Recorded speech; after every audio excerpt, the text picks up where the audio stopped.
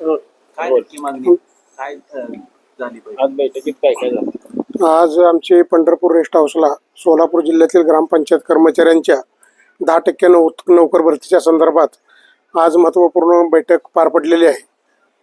2023 पासून सोलापूर जिल्हा परिषद अंतर्गत ग्रामपंचायत कर्मचाऱ्यांसाठी सोडलेल्या 10% आरक्षणानुसार 86 पदांची भरती मुख्य कार्यकारी अधिकारी जंगम साहेब हे करीत नाहीत।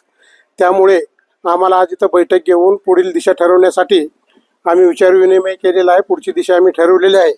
जर जिल्हा परिषद प्रशासनानं तात्काळ ग्रामपंचायत कर्मचाऱ्यांच्या 10% नोकर भरतीच्या संदर्भात नाही निर्णय घेतला तर आम्ही येणाऱ्या 16 तारखेला पुणे विभागीय आयुक्त कार्यालयासमोर बेमुदत आमरण उपोषण युनियनच्या वतीने करणार आहोत। का करत नाही, काय कारण सांगतात? 2019 मध्ये शासनाची जिल्हा परिषद अंतर्गत जाहिरात आली होती। ती जाहिरात 2022 मध्ये रद्द झाली।